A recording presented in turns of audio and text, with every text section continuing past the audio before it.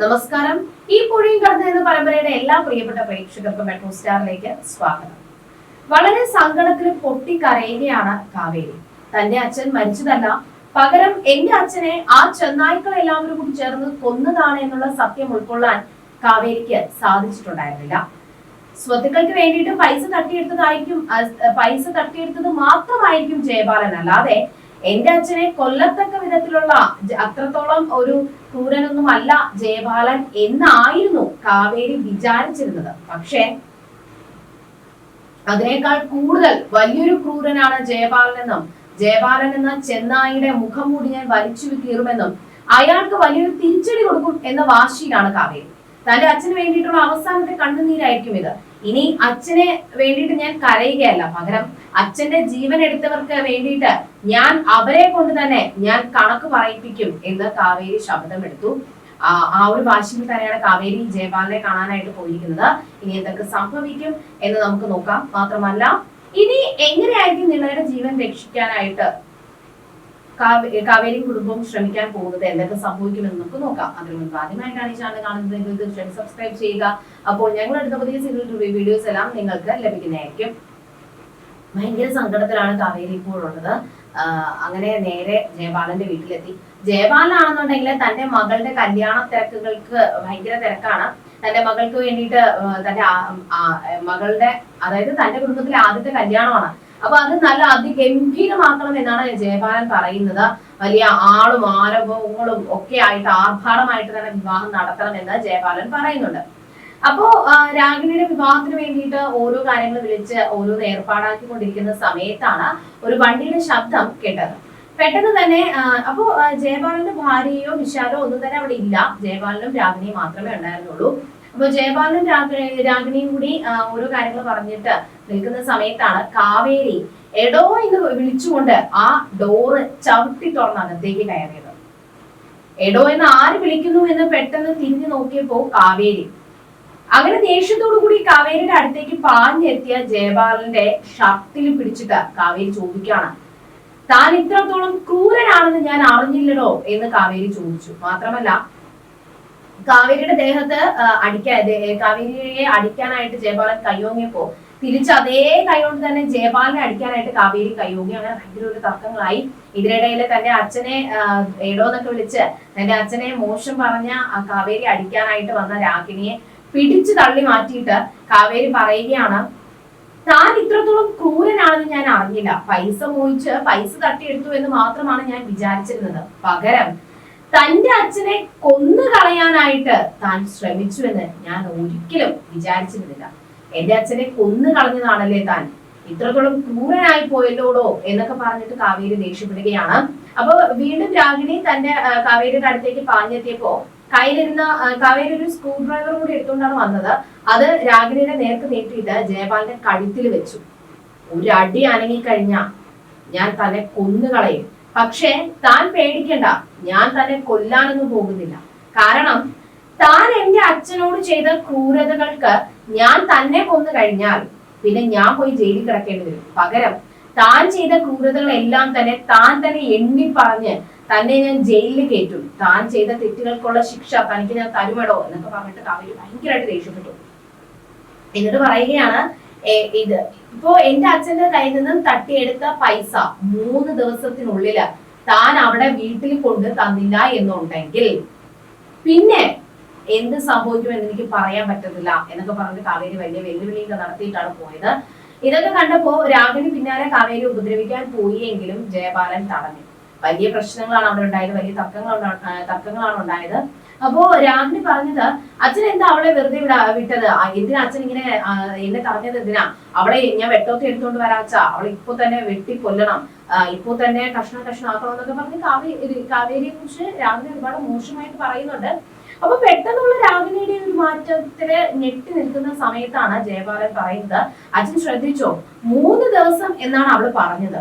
ആ 3 ദിവസം എന്ന് പറയുന്നത് എന്റെ നിവിന്റെ വിവാഹമാണ്. അതായത് കാവേരി പറഞ്ഞിട്ടുണ്ടായിരുന്നു, എന്റെയും 3 ദിവസത്തിനുള്ളിൽ പൈസ കൊണ്ട് തന്നില്ല എന്നുണ്ടെങ്കിൽ കാര്യങ്ങൾ കൈവിട്ടു പോകുമെന്ന്. അതായത് ഈ കാവേരി പറഞ്ഞ ആ 3 ദിവസത്തിന് ശേഷം തന്നെയാണ് നിവിന്റെയും രാഗിണിയുടെയും വിവാഹം ഉറപ്പിച്ചിരിക്കുന്നത്. അപ്പോ തന്റെയും നിവിന്റെയും വിവാഹം മുടക്കാൻ വേണ്ടിയിട്ട് കാവേരി ഏതോ പദ്ധതി ഇട്ടിരിക്കുകയാണെന്നാണ് രാഗിണിയുടെ വിചാരം. തന്റെയും നിവിന്റെയും വിവാഹം നടന്നില്ല എന്നുണ്ടെങ്കിൽ അതിൽ എന്തെങ്കിലും പ്രശ്നങ്ങൾ ഉണ്ടായി കഴിഞ്ഞാൽ ഞാൻ കാവേരിയെയും കൊല്ലും, ഒപ്പം തന്നെ ഞാൻ അച്ഛനെയും കൊല്ലും എന്ന ഭീഷണിയാണ് രാഗിണി തന്നിരിക്കുന്നത്. അപ്പൊ പ്രശ്നങ്ങൾ വഷളായിരിക്കുകയാണ്. പക്ഷെ ജയപാലൻ അപ്പൊ പറയുന്നത് തന്റെ കൂടെ കാവൽ നായയായിട്ട് നടന്ന ശിവരാമൻ തന്നെ ഒറ്റിക്കൊടുത്തു. ശിവരാമൻ തന്നെ ഒറ്റിയതാണെന്നും ശിവരാമനാണ് ഈ ഒരു ക്രൂരതയ്ക്ക് പിന്നിലെന്നുള്ള കാര്യം ജയപാലൻ മനസ്സിലായി. ശിവരാമൻ തന്നെ ഒറ്റിയതാണെന്നും ശിവരാമനെ കൊല്ലാനായിട്ടാണ് ഇനി ജയപാലന്റെ ശ്രമം. പക്ഷേ ശിവരാമനെ കൊന്ന് ആ പഴി വേണമെങ്കിൽ കാവേരിയുടെ തലയിൽ ഇടാനായിട്ടും ജയപാലൻ ശ്രമിക്കുമെന്നുള്ളത് ഉറപ്പാണ്. എന്തായാലും പ്രശ്നങ്ങൾ വളരെ രൂക്ഷമായിക്കൊണ്ടിരിക്കുകയാണ്. ഈ ദേഷ്യത്തിന് കാവേരി നേരെ വീട്ടിലെത്തി. വീട്ടിലെല്ലാവരും നിളയുടെ ഓപ്പറേഷന് വേണ്ടിയിട്ടുള്ള പൈസ കണ്ടെത്തിക്കൊണ്ടിരിക്കുകയാണ്. അപ്പൊ ഓരോരുത്തരുടെ കയ്യിലുള്ള സ്വർണം, ചെറിയ കമ്മല്, മാല, പിന്നെ വള, അങ്ങനെ ഓരോ സ്വർണവും അവര് നൂലിൽ പറക്കി എടുത്തു വെച്ചു. എങ്കിൽ പോലും അതൊക്കെ വിറ്റാൽ പോലും ഒരു ലക്ഷം കിട്ടുമെന്നുള്ള അല്ലാതെ 10 ലക്ഷം രൂപയൊന്നും കിട്ടാൻ പോകുന്നില്ല. എന്ത് ചെയ്യുന്ന ഒരു ഐഡിയ ഇല്ല. അപ്പൊ മുത്തശ്ശിയും തന്റെ കയ്യിലുണ്ടായിരുന്ന 2 വള ഊരി വെച്ചു. ഇത്രയും എടുത്താൽ പോലും പൈസയൊന്നും കിട്ടത്തില്ല അമ്മേ, ഇനി എന്ത് ചെയ്യും എന്നൊക്കെ വിചാരിച്ചുകൊണ്ടിരിക്കുന്ന സമയത്താണ് കാവേരി വരുന്നത്. കാവേരി നല്ല ദേഷ്യത്തിലാണ് വന്ന് അവിടെ ഇരുന്നത്. അപ്പൊ കാവേരി ദേഷ്യത്തിൽ വന്ന് ഇരിക്കുമ്പോ നോക്കുന്ന സമയത്ത് ടേബിളിന്റെ പുറത്ത് സ്വർണം ഊരി വെച്ചിരിക്കുകയാണ്. ഇതെന്തിനാ സ്വർണ്ണമല്ല ഇവിടെ കൊണ്ട് ഊരി വെച്ചിരിക്കുന്നത് എന്ന് കാവേരി ചോദിച്ചപ്പോഴാണ് നിളയുടെ ഓപ്പറേഷന് വേണ്ടിയിട്ട് പൈസ വേണ്ടേ, നിളയുടെ ഓപ്പറേഷന് വേണ്ടിയിട്ടുള്ള പൈസ സ്വരുക്കൂട്ടാൻ വേണ്ടിയിട്ടാണ് ഈ സ്വർണ്ണം എല്ലാം ഊരി വെച്ചിരിക്കുന്നത് എന്നാണ് കാവേരിയോട് ഗംഗ പറഞ്ഞത്. അപ്പൊ അങ്ങനെ ചെയ്യേണ്ട എന്താണ് ആവശ്യം, അല്ലെങ്കിൽ അങ്ങനെ ചെയ്യേണ്ട കാര്യം എന്താണുള്ളത്, അങ്ങനെയൊന്നും ചെയ്യേണ്ട കാര്യമില്ല എന്ന് കാവേരി പറയുകയും ഈ പൈസ, അതായത് അച്ഛൻ കഷ്ടപ്പെട്ട് ഉണ്ടാക്കിയ സ്വർണം വിറ്റിട്ട് നിളയുടെ ഓപ്പറേഷൻ നടത്തേണ്ട കാര്യമില്ല, നിളയുടെ ഓപ്പറേഷൻ നടത്താനുള്ള പൈസ ജയപാലൻ തന്നെ ഇവിടെ കൊണ്ടുവച്ച് തരും. 3 ദിവസത്തിനകം ജയപാലൻ ഈ ഓപ്പറേഷൻ നടത്താനായിട്ടുള്ള പൈസ 3 ദിവസത്തിനകം ജയപാലൻ കൊണ്ടുതരും എന്നാണ് കാവേരി പറഞ്ഞിരിക്കുന്നത്. അപ്പൊ കാവേരിയുടെ ഈ വാക്കുകൾ കേട്ടപ്പോ എല്ലാവർക്കും ഇവർക്ക് എന്താ വട്ടായോ, കാരണം ജയപാലൻ എന്തിനാ പൈസ തരുന്നത്, ആ സ്വത്തുക്കളുടെ കാര്യം പറഞ്ഞു പോയപ്പോ തന്നെ അയാൾ പറഞ്ഞതല്ല നമ്മൾ കേട്ടതല്ലേ, പിന്നെ ഇവർക്ക് എന്താ വട്ടായോ എന്നൊക്കെ പറഞ്ഞ് കാവേരിയെ കുറിച്ച് ശാരദ പറയുമ്പോഴും എനിക്ക് ഒന്നും സംഭവിച്ചിട്ടില്ല, ഈ സ്വത്ത് അതായത് ഈ ഓപ്പറേഷൻ നടത്തേണ്ട പൈസ ജയപാലൻ തന്നെ കൊണ്ടുതരും എന്ന് പറഞ്ഞിട്ട് കാവേരി ദേഷ്യത്തോടുകൂടി അകത്തോട്ട് കയറി പോയി. പക്ഷെ ശിവരാമൻ പറഞ്ഞ കാര്യങ്ങളോ ആ ഫോണിൽ ഉണ്ടായിരുന്ന വോയിസ് കോളോ ഒന്നും തന്നെ കാവേരി ആരോടും പറഞ്ഞിരുന്നില്ല. അപ്പോൾ എല്ലാവരും ഭയങ്കര സങ്കടത്തിലാണ്. ഇതിനിടയിൽ വിനീതും നിലയുടെ ഓപ്പറേഷൻ നടത്താനായിട്ടുള്ള പൈസ കണ്ടെത്താനായിട്ടുള്ള ശ്രമത്തിലാണ്. അപ്പോ ആ സമയത്ത് ബേബി ചേട്ടനാണെങ്കിലും പിന്നെ സലീമയ്ക്കാണെങ്കിലും വിനീതിനോട് ഓരോ ഐഡിയ പറഞ്ഞു കൊടുക്കുന്നുണ്ട്.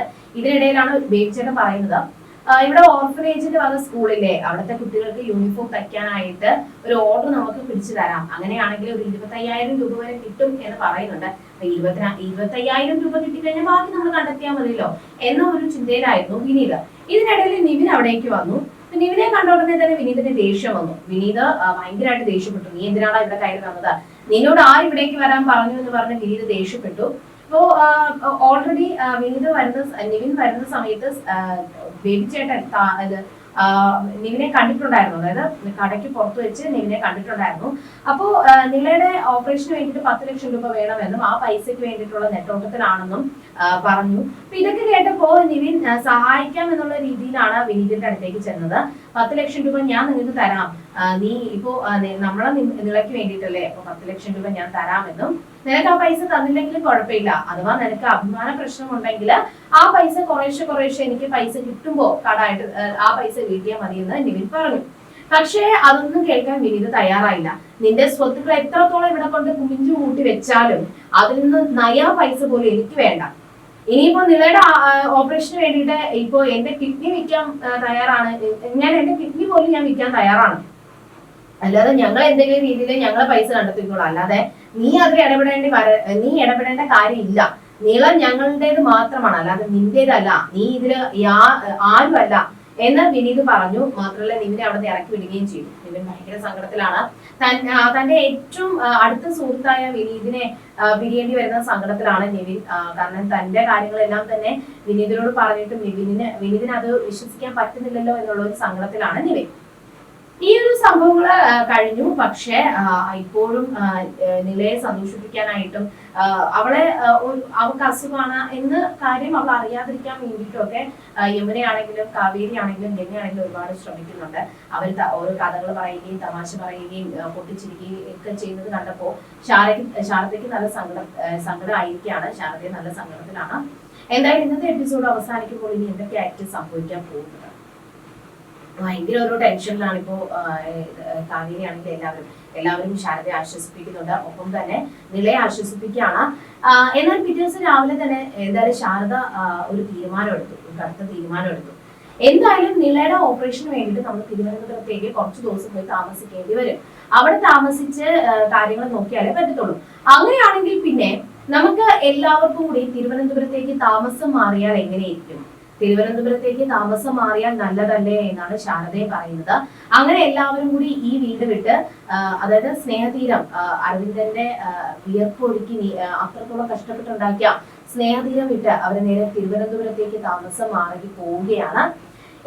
എന്നാൽ നേരെ അവർ താമസം മാറി പോകുന്നത് വേറെ ഒരിടത്തേക്കും അല്ല, നരേന്റെ വീടിനടുത്തേക്കാണ്. നരേന്റെ വീടിനടുത്തേക്കാണ് കാവേരിയും കുടുംബവും എല്ലാവരും താമസം മാറി പോകുന്നത്. ഇനി എന്തായാലും നമ്മൾ പ്രതീക്ഷിക്കാത്ത കിടിലൻ ട്വിസ്റ്റുകൾ സംഭവിക്കും. മാത്രമല്ല നരേനും കാവേരിയും കണ്ടുമുട്ടാൻ വേണ്ടിയിട്ട് പോവുകയാണ്. നിവിനും നല്ല ദേഷ്യത്തിലാണ്. രാഗിണിയുടെയും തന്റെ വിവാഹം ഒരുക്കങ്ങളുമായിട്ട് മുന്നോട്ട് പോകുമ്പോൾ ആ വിവാഹം എങ്ങനെയെങ്കിലും മുടക്കാനായിട്ട് നോക്കുമ്പോൾ അച്ഛനും അമ്മയും തന്നെ ഭീഷണിപ്പെടുത്തി ആ വിവാഹം നടത്താൻ വേണ്ടിയിട്ടുള്ള ശ്രമത്തിലാണ്. എന്തായാലും രണ്ടും കൽപ്പിച്ച് തന്നെ കാവേരിയെ സ്വന്തമാക്കാൻ വേണ്ടിയിട്ട് നിവിൻ ശ്രമിച്ചുകൊണ്ടിരിക്കുകയാണ്. ഇനി എന്തൊക്കെ സംഭവിക്കുമെന്ന് നമുക്ക് വരുന്ന എപ്പിസോഡിലേക്ക് കാണാൻ പറ്റും.